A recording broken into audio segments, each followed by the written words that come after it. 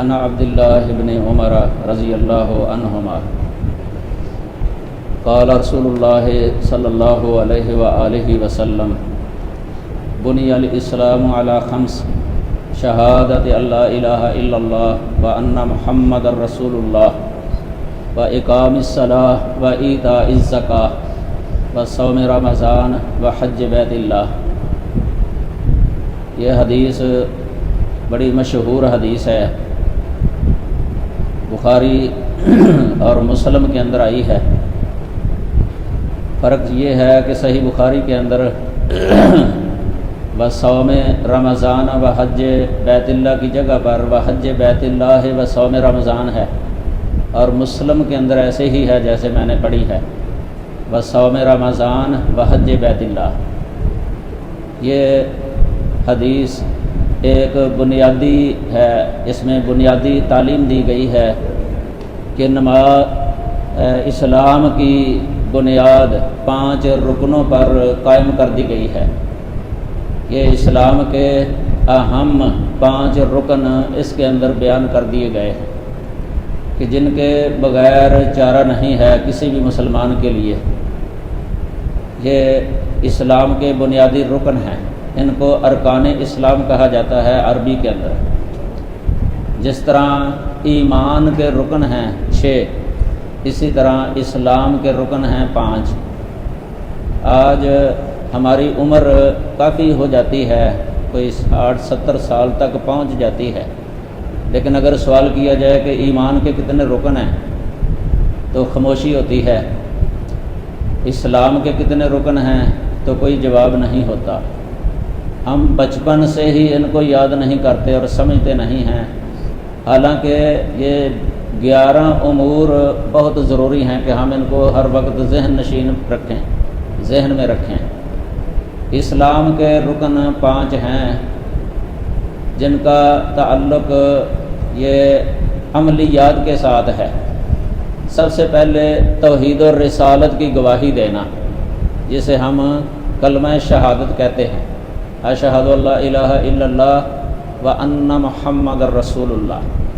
جب انسان یہ کلمہ پڑھ لیتا ہے اس وقت یہ اسلام کے دروازے سے اندر داخل ہو جاتا ہے، اسلام کے دروازے سے اندر آ گیا ہے، یہ اسلام میں آ گیا ہے۔ اب سب سے پہلا فریضہ جو اس پر عائد ہوتا ہے وہ ہے اقامت صلاۃ، اس لیے اس کو یہ کلمہ شہادت کے بعد پہلا رکن بطور پہلا رکن ذکر کیا گیا ہے، اقامت صلاۃ، نماز قائم کرنا۔ دوسرا رکن ہے ایتاء زکوٰۃ، زکوٰۃ ادا کرنا۔ کسی کے پاس مال نصاب کو پہنچ گیا ہو، سال کے بعد اس پر زکوٰۃ فرض ہو جاتی ہے۔ اور تیسرا رکن ہے کلمے کے بعد وہ رمضان المبارک کے روزے رکھنا، یہ فرض ہیں۔ اور چوتھا رکن کلمے کے بعد وہ ہے بیت اللہ کا حج کرنا۔ اگر استطاعت ہے حج کرنے کی تو پھر فرض ہو جاتا ہے، ورنہ نہیں۔ اور ایمان کے جو 6 رکن ہیں ارکان 6 للایمان، ان میں سب سے پہلا ہے ایمان باللہ، اللہ پر ایمان رکھنا۔ اس میں اللہ کے وجود پر ایمان رکھنا کہ اللہ ہے، اللہ موجود ہے، اور اللہ کے خالق ہونے پر ایمان رکھنا کہ اللہ ساری کائنات کا خالق ہے، اللہ کے رب ہونے پر ایمان رکھنا کہ وہ ساری کائنات کا رب ہے، رب العالمین ہے، اور اس کے ساری کائنات کا مالک ہونے پر ایمان رکھنا کہ وہی ہر شے کا ذرے ذرے کا مالک ہے، اور اس کے مدبر ہونے پر ایمان رکھنا کہ پوری کائنات کا نظام چلانے والا وہی ہے، اس میں کوئی شریک نہیں ہے اس کا، اور اس کا امر ہی نافذ ہوتا ہے، اور وہی غالب ہوتا ہے اپنے کام کرنے پر، کبھی مغلوب نہیں ہوا۔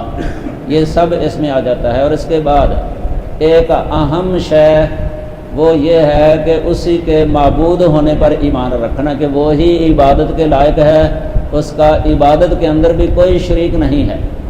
یہ سب آ جاتا ہے ایمان باللہ میں۔ حاجت روا، مشکل کشا ساری کائنات کا وہ وہی ہے، اس میں بھی اس کا کوئی شریک نہیں ہے۔ اور دوسرا ہے ایمان بالملائکہ، فرشتوں پر ایمان رکھنا پھر اللہ کی نازل کردہ کتابوں پر ایمان رکھنا، اور اللہ کے رسولوں اور نبیوں پر ایمان رکھنا، اور آخری دن پر ایمان رکھنا، یقین رکھنا کہ آخرت آنی ہی آنی ہے۔ اور آخری رکن چھٹا وہ ہے تقدیر، اللہ کی تقدیر پر ایمان رکھنا۔ یہ ہیں ایمان کے 6 رکن۔ پہلے تھے اسلام کے 5 رکن، تو یہ کل بنتے ہیں 11 امور۔ جب تک بندہ ان 11 امور کو نہ مانے اس وقت تک وہ مسلمان مومن کہلانے کا حقدار نہیں ہے۔ تو یہ ارکان اسلام کے اندر یہ کلمہ تو عام طور پہ سب پڑھتے ہیں، جو بھی کہتا ہے کہ میں مسلمان ہوں وہ کلمہ پڑھ لیتا ہے کہ اشہد اللہ الہ الا اللہ و اشہد ان محمد رسول اللہ، کہتے ہیں کلمہ گو، یعنی اس نے کلمہ پڑھا ہوا ہے۔ اب اتنا کافی نہیں ہے۔ جن لوگوں نے یہ سمجھا ہے کہ کلمہ پڑھ لینا کافی ہے نجات کے لیے، یہ بہت بڑی غلطی کے اندر مبتلا ہیں، غلط فہمی کے اندر مبتلا ہیں۔ ان کو تاریخ کے اندر مرجیہ کہا جاتا ہے، مرجیۃ الکرامیہ، جنہوں نے یہ کہا تھا کہ کلمہ پڑھ لے تو نجات ہو جائے گی، بس کوئی عمل کرنے کی ضرورت نہیں ہے، گناہوں کو چھوڑنے کی کوئی ضرورت نہیں ہے، جو مرضی کرو، تم کامل مومن ہو اور سیدھے جنت میں چلے جاؤ گے۔ یہ موقف کتاب و سنت کے صریح خلاف ہے۔ صرف کلمہ پڑھ لینا کافی نہیں ہے، اس کے بعد یہ دوسرے جو 4 رکن ہیں یہ بھی ضروری ہیں مسلمان ہونے کے لیے۔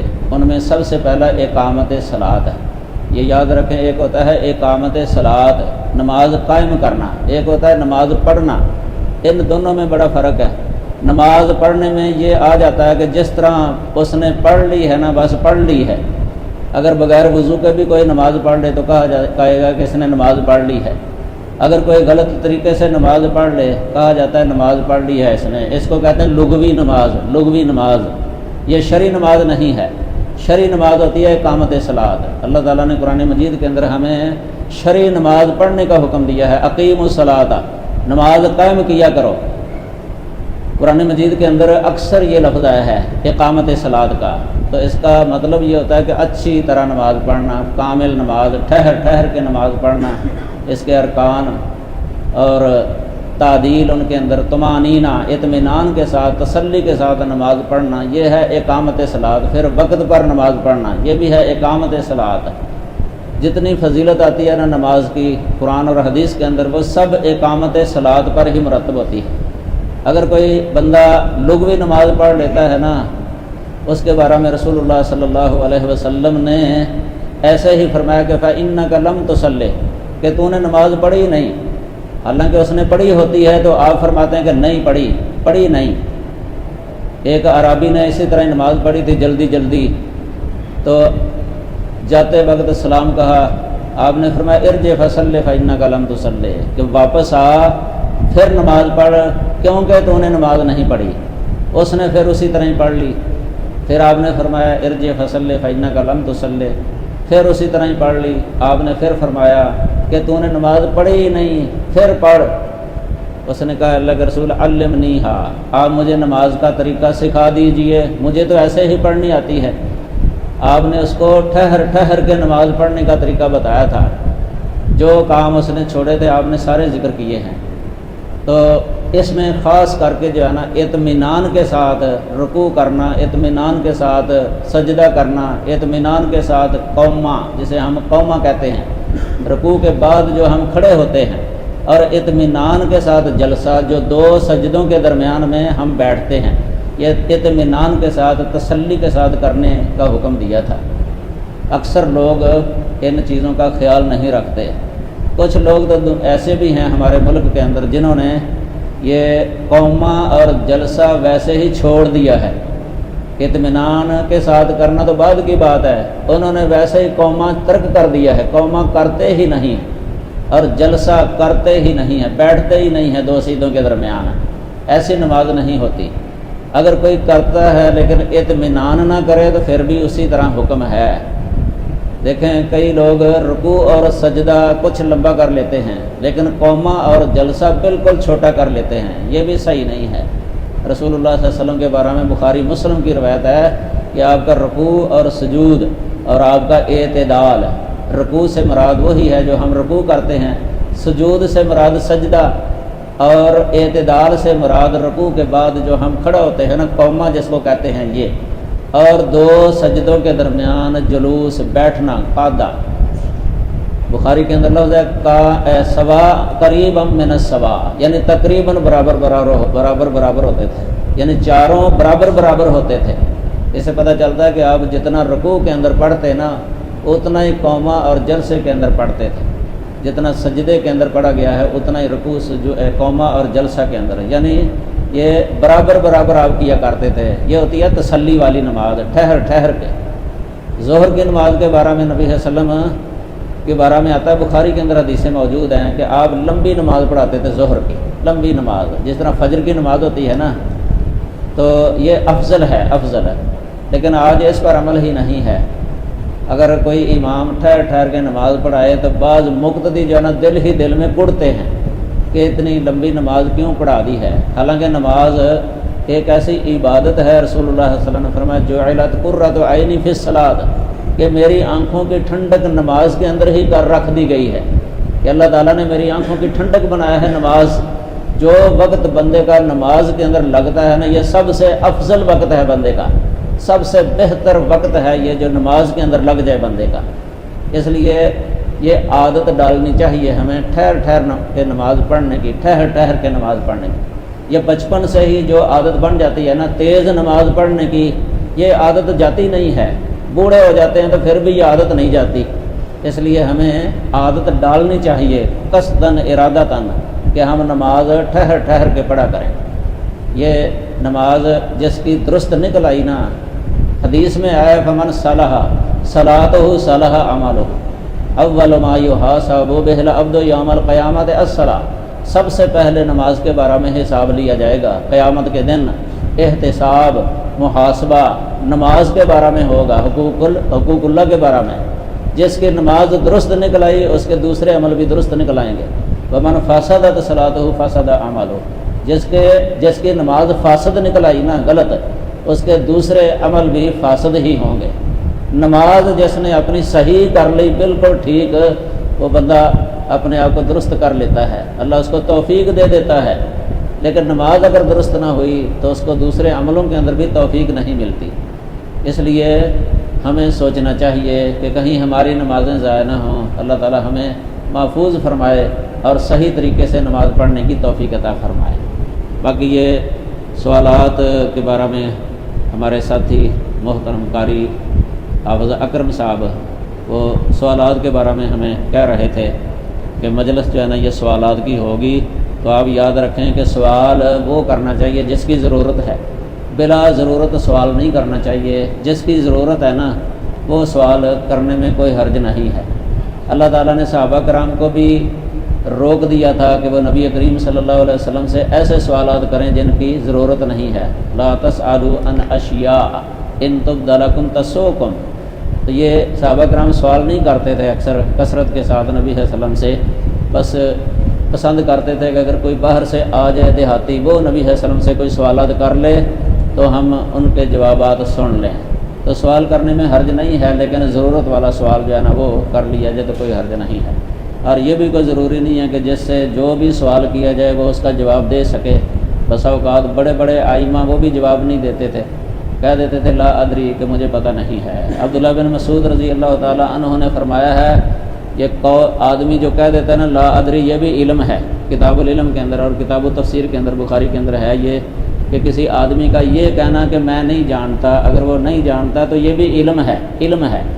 اور یہ شعر بھی بنا ہے، یہ ایک کسی حنفی نے یہ شعر بنایا ہے، من قال فیما لا یدری لم ادری، جس نے یہ کہا ایسے شخص ایسے مسئلے کے بارے میں وہ جانتا نہیں ہے کہ میں نہیں جانتا، تو اس نے نعمان کی اقتداء کی ہے فقہ کے اندر، کہ امام ابو حنیفہ بھی کہہ دیا کرتے تھے کہ اس مسئلے کا مجھے پتہ نہیں ہے، کسی اور سے پوچھ لو۔ امام مالک نے کئی جگہ پر کہا لا ادری، میں نہیں جانتا۔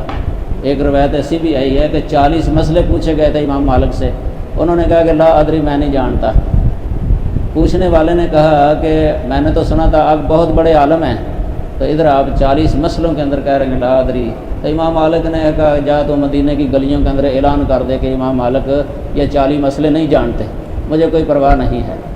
اس لیے یہ کوئی بھی دنیا کے اندر نہیں ہے کہ جو بھی اسے سوال کیا جائے تو اس کا وہ جواب ہی دے۔ بسا اوقات فوق کل ذی علم علیم قرآن میں ہے کہ ہر جاننے والے کے اوپر بھی کوئی جاننے والا ہوتا ہے۔ ہمارے ساتھی بھی ادھر موجود ہیں، اگر مجھ سے کسی کا جواب نہ بنا تو ہو سکتا ہے، امید ہے ساتھیوں سے وہ بھی پاس ہی بیٹھے ہوئے ہیں انشاءاللہ العزیز۔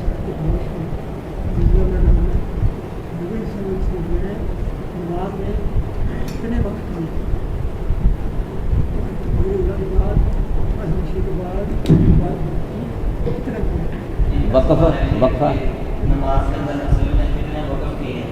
یہ وقفے کہہ رہے ہیں، یہ سجدے کہہ رہے ہیں، سورۃ فاتحہ کے اندر کہہ رہے ہیں جیسے نبی کریم صلی اللہ علیہ وسلم پہلا تو یہ تکبیر تحریمہ کے بعد قرات سے پہلے، یہ تو صحیح بخاری کے اندر حدیث آئی ہے، آپ سکتہ کرتے تھے اور اس سکتے کے اندر نہ اللہم باعد بینی و بین خطایا یہ آخر تک یہ پڑھتے تھے، یہ اتنا سکتہ ہے۔ اور باقی سورۃ الفاتحہ جب آپ پڑھتے نا، ام سلمہ رضی اللہ تعالی عنہ اور حضرت انس رضی اللہ عنہ سے روایت ہے کہ آپ ہر دو آیتوں کے درمیان جو ہے نا وقفہ یا سکتہ کرتے تھے، ہر دو آیتوں کے درمیان۔ یہ بسم اللہ الرحمن الرحیم ہے نا، اس کے بعد سکتہ، پھر الحمدللہ رب العالمین، پھر اس کے بعد سکتہ، پھر الرحمن الرحیم علی ھذا القیاس۔ یہ سکتہ جو ہے نا یہ ہوتا ہے مسنون ہے، یہ اس کا ذکر جز القراءت امام بخاری رحمہ اللہ کی اس میں بھی ہے، کوئی روایتیں انہوں نے ذکر کی ہوئی ہیں، اور حدیث کی دوسری کتابوں کے اندر بھی ہے آپ کا سکتہ۔ یہ دو آیتوں کے درمیان جو سکتہ ہوتا ہے نا، یہ بالکل معمولی سا ہی ہوتا ہے، اور سورۃ فاتحہ جب پڑھ لی جائے اس کے بعد کوئی دوسری سورت شروع کرنی ہے تو پھر بھی سکتہ ہے، اور اسی طرح یہ جب پوری قرات ہو جائے رکوع سے پہلے اس میں بھی سکتے کا ذکر آیا ہے۔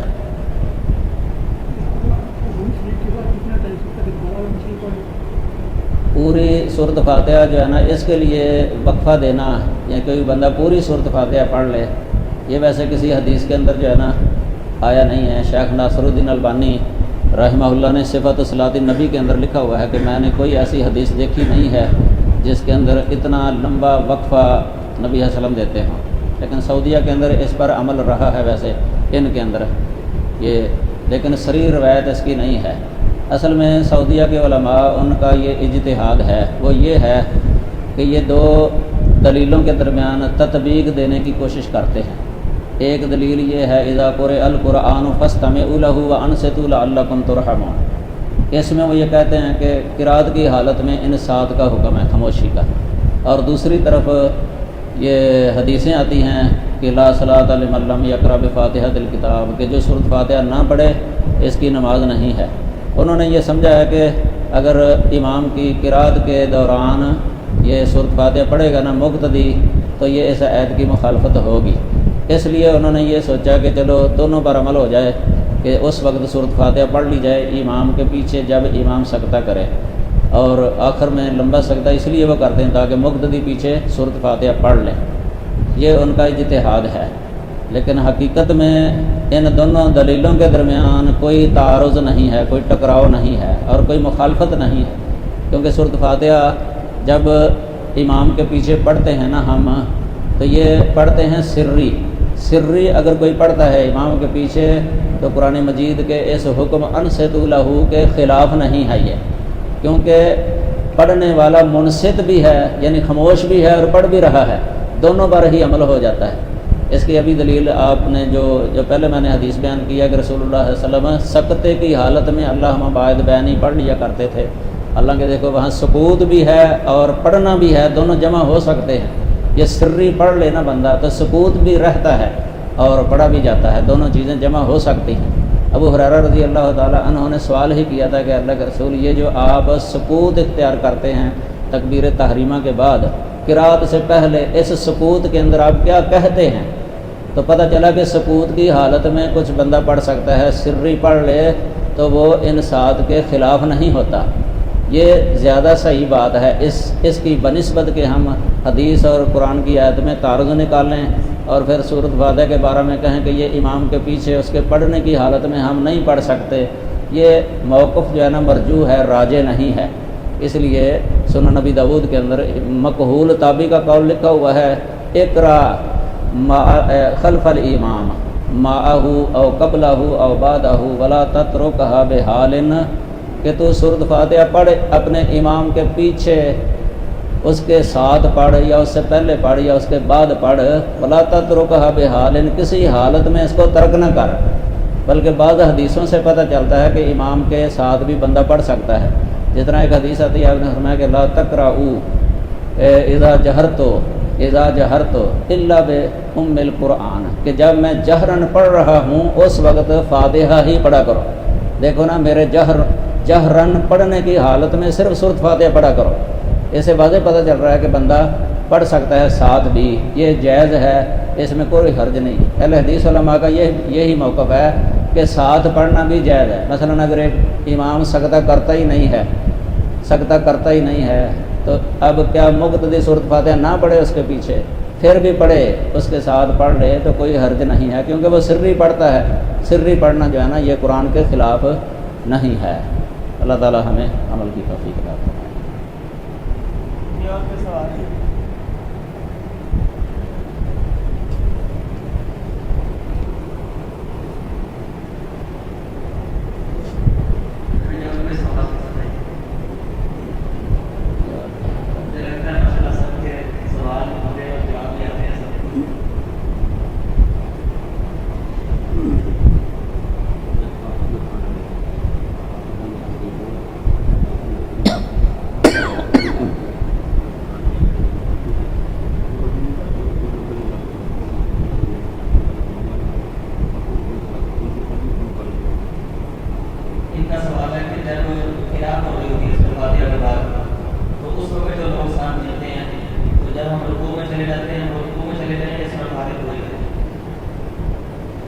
ایسے لوگ اگر امام کی رکوع سے کمر اٹھانے سے پہلے سورۃ فاتحہ پڑھ کے ساتھ مل جاتے ہیں نا، تسبیح پڑھ لیتے ہیں ساتھ، تو یہ درست ہے، اس سے رکعت ہو جاتی ہے انشاءاللہ۔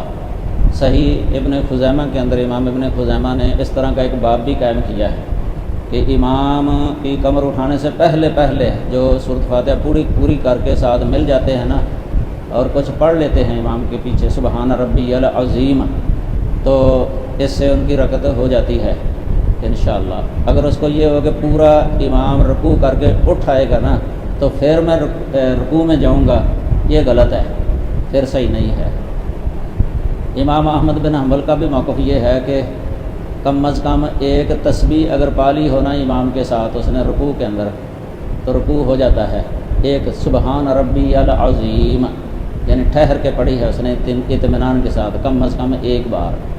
دوسرے امام ویسے کہتے ہیں کہ 3 بار ہونا چاہیے، لیکن اگر وہ اس کی کمر اٹھانے تک ایک بار اور بھی کہہ لیتا ہے سبحان ربی العظیم، سبحان ربی العظیم، 3 دفعہ اس طرح پورا کر کے اٹھ جاتا ہے اور قومہ پا لیتا ہے امام کے ساتھ، تو اس سے رکعت جو ہے نا ہو جاتی ہے انشاءاللہ۔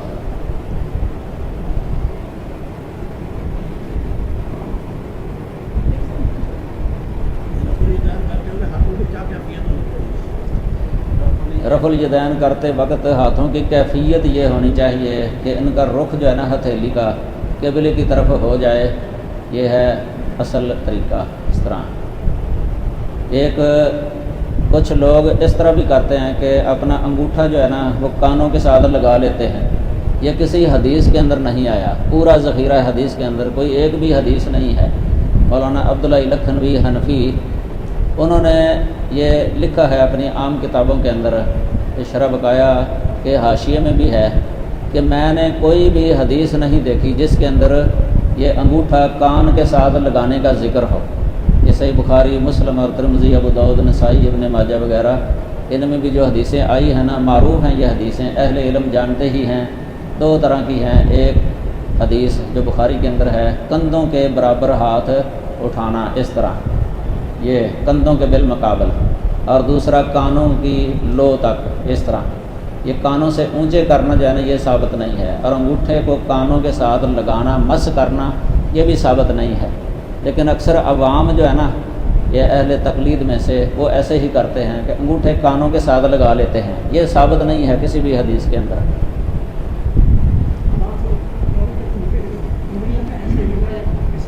یہ طبی حالت میں ہو جائیں تو ٹھیک ہے، یعنی قصداً ارادتاً نہ زیادہ کھولنا ہے نہ ہی زیادہ بند کرنا ہے، طبی طور پہ جیسے ہوتی ہے نا اس طرح، یہ ٹھیک ہے طبی طور پہ جیسے تکلف کے بغیر۔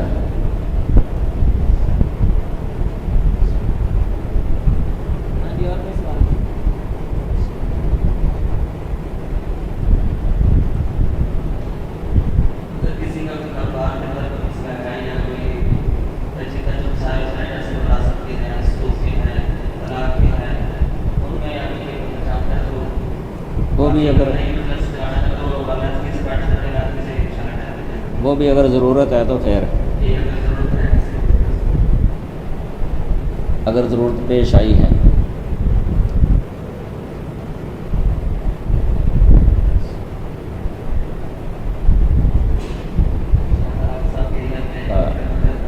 اللہ تعالیٰ جزائے خیر دے آپ کو وقت دینے پر کہ آپ نماز کے بعد ادھر ٹھہرے رہے ہیں، یہ اللہ آپ کے حرص میں اور زیادہ کرے۔